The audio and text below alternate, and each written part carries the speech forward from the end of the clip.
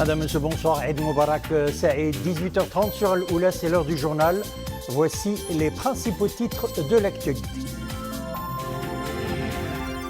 Le pass vaccinal incontournable dès après-demain jeudi pour diverses activités et déplacements intervilles et à l'étranger. La décision a été prise par le gouvernement. Pour nous en parler ce soir, un membre du comité scientifique et technique qui nous expliquera aussi l'utilité de la troisième dose contre la Covid-19.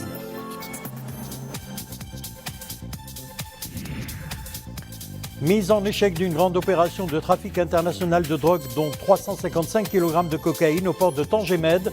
La drogue était dissimulée dans un conteneur à bord d'un bateau de croisière battant pavillon d'un État européen qui avait pris le départ d'un port au Brésil. Une amitié marocaine, c'est le thème de l'exposition que propose au public le musée Yves Saint-Laurent de Marrakech pour l'ouverture de sa nouvelle saison culturelle après plus de 2 mois de fermeture. Une même passion pour le Maroc que partagent 3 couturiers de renommée internationale, Tami Tezi, Fernando Sanchez et Yves Saint-Laurent. Sa Majesté le roi Mohammed VI Amir al-Mouminin, accompagné de son Altesse royale le prince héritier Moulay Hassan et de son Altesse royale le prince Moulay Rachid, a célébré hier 11 Rabi' 1er 1443 de l'Hégire, correspondant au 18 octobre 2021, après la prière d'Al-Maghrib, une veillée religieuse en commémoration de Eid al-Mawlid Nabawi Sharif.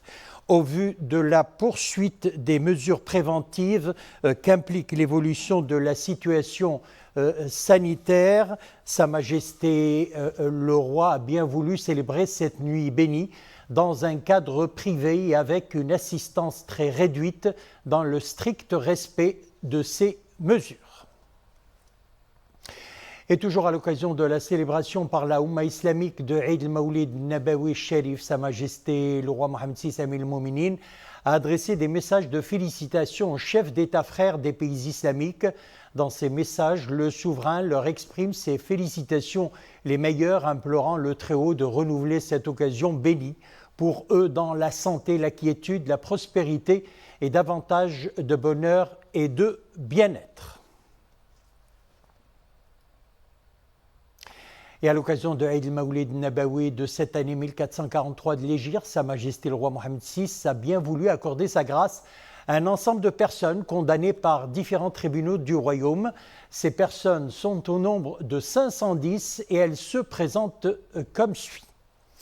Les bénéficiaires de la grâce royale qui sont en détention sont au nombre de 345 détenus, se répartissent comme suit. Grâce sur le reliquat de la peine d'emprisonnement ou de réclusion au profit de 7 détenus, remise de la peine d'emprisonnement ou de réclusion au profit de 336 détenus, commutation de la peine perpétuelle en peine à temps au profit de 2 détenus. Les bénéficiaires de la grâce royale qui sont en liberté sont au nombre de 165 personnes et se répartissent comme suit. Grâce sur la peine d'emprisonnement ou son reliquat au profit de 53 personnes, grâce sur la peine d'emprisonnement avec maintien de l'amende au profit de 12 personnes, grâce sur la peine d'amende au profit de 93 personnes et grâce sur la peine d'emprisonnement et d'amende au profit de 7 personnes. Le pass vaccinal sera désormais exigé dès après-demain jeudi comme document pour différentes activités telles que les déplacements et l'accès aux lieux publics et privés ainsi qu'aux administrations. Une décision prise par le gouvernement dans le cadre du renforcement du développement positif que connaît la campagne de vaccination. Le ministère de la Santé et de la Protection sociale fait savoir dans un communiqué qu'une nouvelle vague de contamination à la Covid-19 reste probable malgré l'amélioration remarquable de la situation épidémiologique. Mohamed Aïtlishkar. Encore 2 jours et le pass vaccinal deviendra incontournable, y compris pour vous déplacer entre les préfectures et les provinces.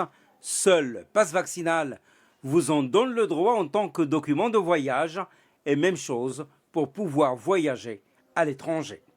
Les autorisations de déplacement jusqu'ici délivrées par les autorités locales compétentes seront annulées. Et encore plus important à savoir, les fonctionnaires, les employés et les usagers des administrations sont tenus de fournir le pass vaccinal pour accéder aux administrations publiques, semi-publiques et privées. Et il est nécessaire de présenter ce pass pour accéder aussi aux établissements hôteliers et touristiques, aux restaurants, aux cafés, aux espaces fermés, aux commerces, aux salles de sport et hammam. À partir de jeudi, tous les responsables des secteurs publics et privés se doivent de veiller à l'application saine de toutes ces mesures sous leur responsabilité juridique directe, souligne le communiqué du gouvernement. Le gouvernement qui appelle les non-vaccinés à recevoir leurs 2 doses de vaccin dans les plus brefs délais et les personnes vaccinées depuis plus de 6 mois à prendre la 3e dose en vue de renforcer leur immunité. Et bien évidemment, il est toujours utile de le rappeler, une fois vacciné avec les 2 doses, vous pouvez télécharger ou faire télécharger votre passe vaccinal sur le site www.liqahcorona.ma. Le pass vaccinal qui devient donc incontournable, à combien estime-t-on ceux qui ne sont pas du tout vaccinés pour une raison ou une autre? Une 3e dose s'impose, autant d'interrogations qui se posent et que nous poserons ce soir à notre invité, professeur Azzedine Ibrahimi. Bonsoir, vous êtes membre du comité scientifique et technique qui a formulé la recommandation d'adopter le pass vaccinal à partir de ce jeudi en tant que document agréé par les autorités sanitaires. Vous êtes également, je le rappelle, directeur du laboratoire de biotechnologie de la faculté de médecine et de pharmacie de Rabat. Alors, première question, ça y est, le pass vaccinal est devenu, vous diriez, obligatoire ou incontournable? C'est une très belle question, c'est Boubkar, mais je dirais incontournable. Je vais faire un petit peu de la pédagogie sanitaire pour expliquer pourquoi on le fait. Parce que tout le monde, le but est le même pour tout le monde en fin de compte, c'est de sortir de cette crise le plus rapidement possible avec vraiment le minimum de décès, c'est quelque chose d'essentiel, et aussi rendre cette maladie une maladie normale communautaire. Pour le faire, il nous faut atteindre un certain seuil de vaccination. Ce seuil de vaccination, c'est autour de 75% à 80% de la population. Si on reste avec ce rythme qu'on a jusqu'à maintenant, ce rythme qui est très lent, que tout le monde a constaté, il nous faudra peut-être 1 an pour le faire. 1 an pour le faire et rester dans la crise. C'est pour cela que l'accélération du rythme de la vaccination est très très important pour plus ou moins sortir le plus rapidement de cette crise. Je pense que tout le monde est un petit peu fatigué, on voudrait bien le sortir, et s'en sortir ne se fera qu'avec une seule condition, que tout le monde se vaccine pour qu'on arrive à ce chiffre magique. Alors, professeur Ibrahimi, à combien estime-t-on ceux qui ne sont pas encore vaccinés pour une raison ou une autre? Est-ce qu'il y a des anti-vax au Maroc?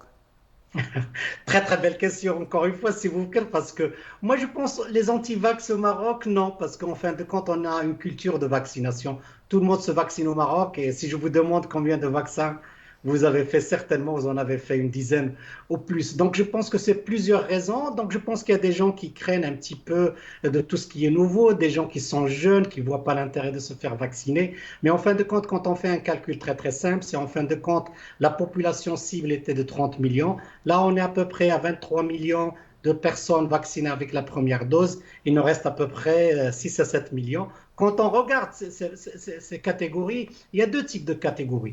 Une première catégorie au-delà de 40 ans, c'est à peu près 1 million et quelques. Et là, c'est très dangereux pour eux et c'est très dangereux pour vraiment le système de santé marocain, tout simplement parce que ces gens pourraient développer des cas sévères. En développant des cas sévères, même un pourcentage de 3 à 5%, mettrait vraiment en danger notre système de santé. On reviendra au square one, au square zero. Donc, pour l'autre catégorie, c'est un petit peu les jeunes et c'est compréhensible. On s'attendait, c'est en fin de compte les jeunes entre 17 ans et 26 ans. Il y a à peu près 5 à 6 millions. Et là, je pense que ces gens-là doivent comprendre qu'en fin de compte, pour revenir à cette vie normale, on a besoin de leur générosité, on a besoin de leur implication, parce que laissant le virus se multiplier, il y a un risque d'avoir des variants. Et là, c'est dangereux. Et la deuxième chose, c'est en fin de compte, peut-être que des gens mourront parce que même des gens jeunes peuvent attraper les cas sévères et aussi mettre à risque les gens qui sont plus ou moins vulnérables. Je finirai par vraiment rendre hommage. Allez-y.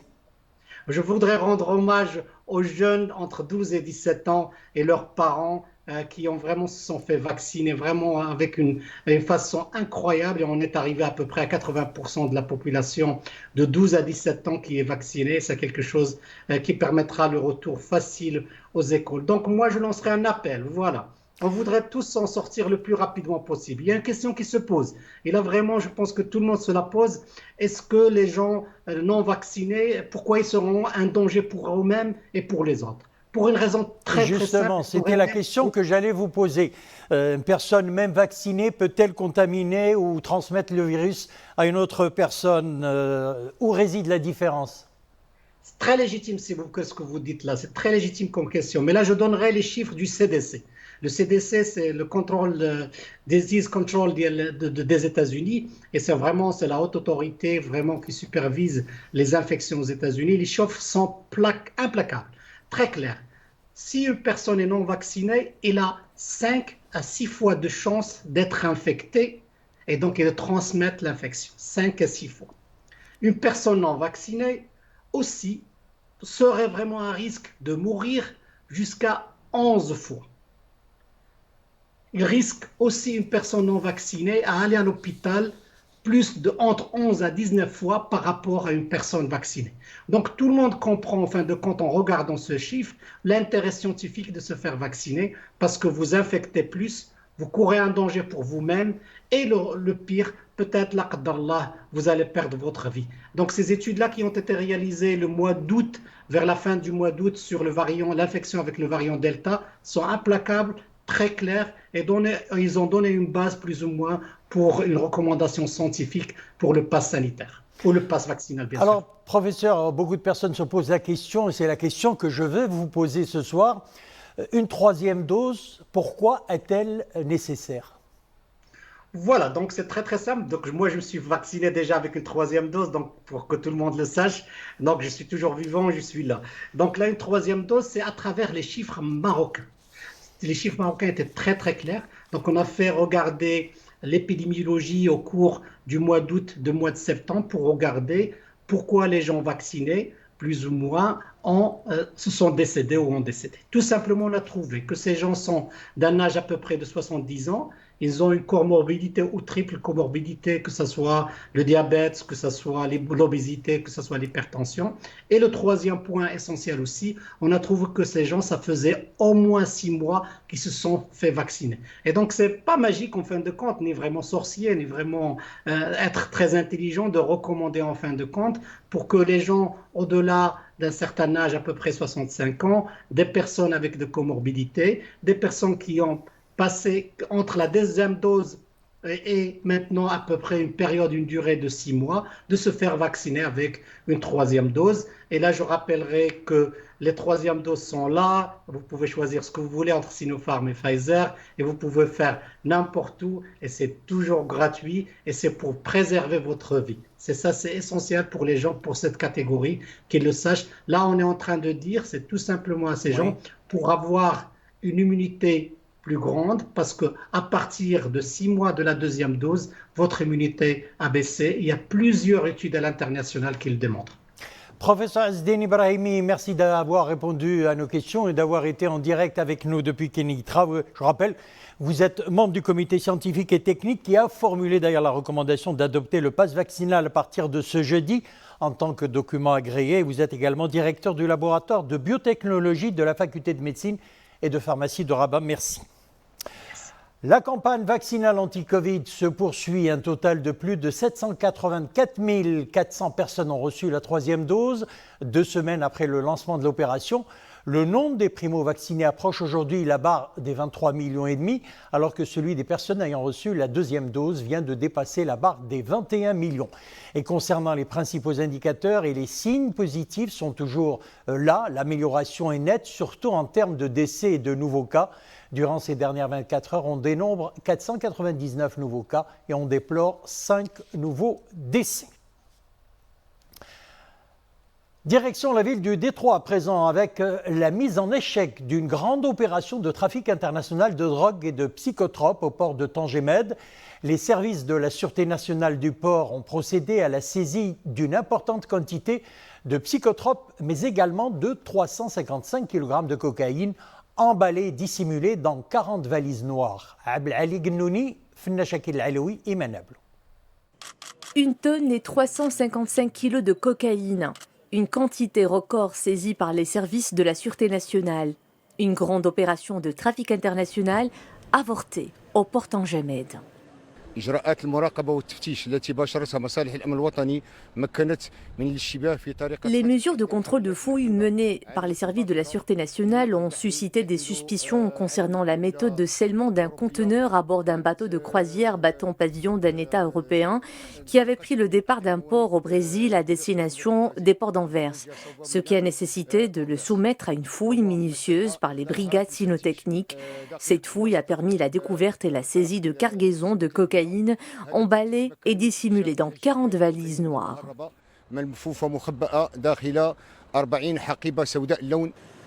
Et connaît-il du mode opératoire de ces tentatives de trafic? Les constatations et les expertises techniques réalisées ont révélé que la contrebande de cette quantité record de cocaïne s'est faite selon la méthode criminelle connue sous le nom rip-on, rip-off, qui consiste à briser les plombs douaniers selon les conteneurs destinés à l'export au pays d'embarquement pour pouvoir les changer en cocaïne avant d'apposer de nouveaux plombs falsifiés et illégaux. Les conteneurs en question ont été scellés après avoir fait l'objet des procédures de contrôle. La suite de l'affaire sera confiée à la Brigade nationale de police judiciaire sous la supervision du parquet compétent en vue d'identifier l'ensemble des personnes liées à ce réseau criminel impliqué dans la tentative de trafic de cargaison de cocaïne ainsi que ses ramifications régionales et internationales. La prestigieuse fondation sud-africaine Brandhurst Oppenheimer, considérée comme l'une des institutions les plus influentes sur la scène socio-économique du continent africain, est actuellement présidée par Olusegun Obasanjo, ancien président du Nigeria, rassemble depuis hier à Essaouira plus d'une vingtaine de personnalités de premier plan, parmi lesquelles l'ancienne présidente du Libéria, Mme Ellen Johnson Sirleaf, et l'ancien président de Sierra Leone, Ernest B. Koroma, membre de ce conseil, André Azoulay, conseiller de Sa Majesté le Roi, participe aux travaux de la réunion d'Essaouira, qui a inscrit à son ordre du jour 2 thèmes prioritaires, à savoir l'émergence du continent africain comme futur acteur au sein de la communauté des nations, ainsi que le soutien aux économies africaines qui ont privilégié une stratégie de la réforme pour consolider et pérenniser leur croissance.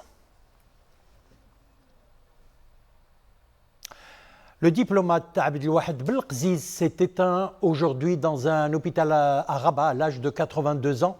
Le défunt natif de Marrakech a occupé de nombreux postes diplomatiques. Il a été ambassadeur du Maroc en Irak de 1976 à 1978, ministre de l'Information de 1978 à 82 et ministre des Affaires étrangères de 1982 à 1985. Feu Abdelwahed Belkziz a également occupé le poste de secrétaire général de l'organisation de la conférence islamique entre 2001 et 2004. Nous sommes à Dieu et à Dieu nous retournons.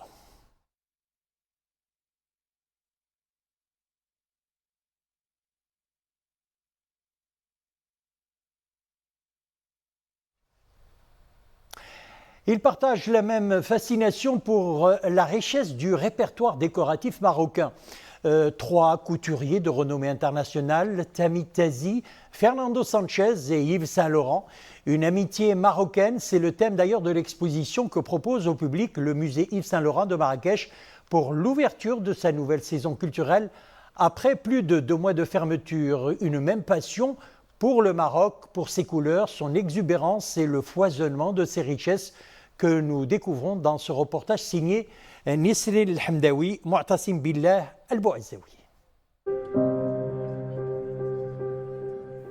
Entre Yves Saint-Laurent, Fernando Sanchez et Madame Tammy Tazi, une belle et longue histoire d'amitié, vieille de 40 ans. Marrakech en a été le témoin, mais aussi l'écrin qui a porté et enrichi l'inspiration de ces créateurs de haute couture. Leurs œuvres sont l'illustration d'un lien aussi fort que ces amitiés marocaines, comme on les aime, chaleureuses et attachantes. Il s'agit d'une exposition qui est liée à la mode, mais pas seulement. Je pense qu'elle est plutôt liée au pays où nous sommes, le Royaume du Maroc, et aux liens qu'ont entretenus ces trois acteurs avec ce territoire, avec cette culture, avec ce patrimoine marocain. Je suis agréablement surprise de voir justement ce mélange des deux cultures, de voir qu'il y a eu vraiment une influence autant du côté marocain que français, et même parfois on voit un boléro, ça rappelle même côté espagnol, tout ça. Donc de voir tout ce mélange des cultures, c'est super intéressant. Oui, je trouve que c'est un bon reflet de tout ce qu'a fait Yves Saint Laurent. Ça représente bien une grande partie transformée du Maroc vers la France et la France vers le Maroc. Tammy Tazi, cette grande figure de la haute couture marocaine, a apporté à ses compagnons de création une nouvelle approche artistique. Une note d'authenticité, saupoudrée de pigments couleur du Maroc. Ainsi, le style Saint-Laurent et Fernando Sanchez épousa l'âme de notre royaume pluriel. Tammy Tazi a joué un très grand rôle auprès de Yves Saint Laurent et auprès de Fernando Sanchez, car elle leur a ouvert et elle leur a montré et elle a discuté avec eux et elle leur a montré notamment toute l'importance de la broderie au Maroc, mais aussi tout le vestiaire marocain et les codes de vestimentaire marocains entre les codes féminins et les codes masculins. Et d'ailleurs, dans une partie de l'exposition, on montre plusieurs slhem ou plusieurs bornos. Certains étaient pour femmes et d'autres pour hommes. Et ça, c'était aussi la force de Tammy Tazi, c'est de parvenir à transformer des vêtements masculins pour en faire des vêtements féminins et pour donner à la place femme marocaine une place plus importante.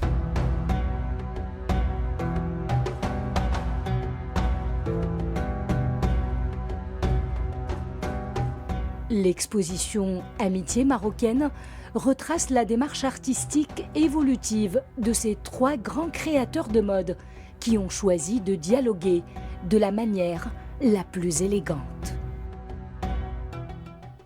Un reportage signé, je rappelle, Mouatassim Bilal Bouazaoui, Amina Allam sur le commentaire de Nessil Hamdaoui. Et l'exposition, je le rappelle, se poursuivra jusqu'au 29 mai 2022.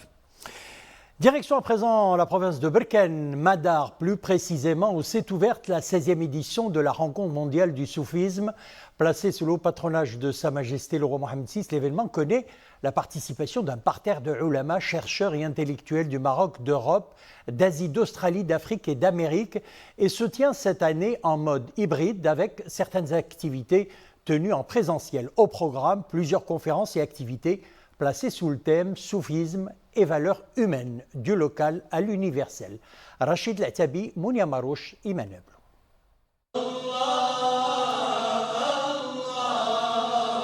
Prière et dhikr sont le fil conducteur du programme de cette soirée. Dans une ambiance de communion et de piété, les disciples de la tariqa Boutchichia commémorent l'anniversaire de la naissance du prophète Sidna Mohammed, prière et salut sur lui. L'occasion de rappeler les enseignements du prophète. Dans notre époque complexe en perte de repères, nous avons à cœur de souligner le rôle positif de la spiritualité comme fondement de ces valeurs nobles de miséricorde, de bel agir, d'excellence et de bon comportement, qui permet d'instaurer la paix et la stabilité parmi les hommes et de contribuer au progrès réel de l'humanité. En plus du Madih et du Sama', plusieurs conférences ponctuent cette 16e édition de la rencontre mondiale du soufisme. Organisée encore cette année en mode hybride, Covid oblige, mais cela n'a pas eu d'impact sur le déroulé et l'esprit de cet événement. Ses fidèles, ulama, chercheurs et intellectuels abordent avec la même ferveur les valeurs humaines du soufisme. Le soufisme, ça a un sens de souffle. Souffle, ça veut dire de vie. Et c'est comme ça que j'ai continué à grandir, à me bâtir tous les jours dans ce soufisme-là. Vous voyez, pour moi, c'est la joie de l'intérieur qui va essayer de parler, comme si c'est quelque chose qui participe à la vie même. La grâce est quelque chose qui n'est pas dans la dualité, ça n'est pas quelque chose de clivant, ça n'est pas quelque chose qui exclut, c'est quelque chose qui inclut, qui est très inclusif, au contraire. La grâce, c'est quelque chose de spontané, Et la grâce, c'est une expérience spirituelle, c'est une expérience transcendantale. Créée par Moulay Abdelkader Jilani au XIIe siècle, la confrérie de la Tariqa Boutchichia prône la purification de l'âme à travers la dévotion, le dhikr et de longues prières. À l'occasion de Eid al-Mawlid al-Nabawi Sharif, la Société nationale de radiodiffusion et de télévision a l'insigne honneur de présenter à Sa Majesté le roi Mohammed VI, Amir al-Mouminin, que Dieu l'assiste, ses vœux les plus déférents de santé, de bonheur et de prospérité pour le peuple marocain sous la conduite éclairée du souverain. C'est la fin de notre édition. Merci de nous avoir suivis. L'info revient à 20h30, ça sera en arabe. Nous, on se retrouve demain, 18h30.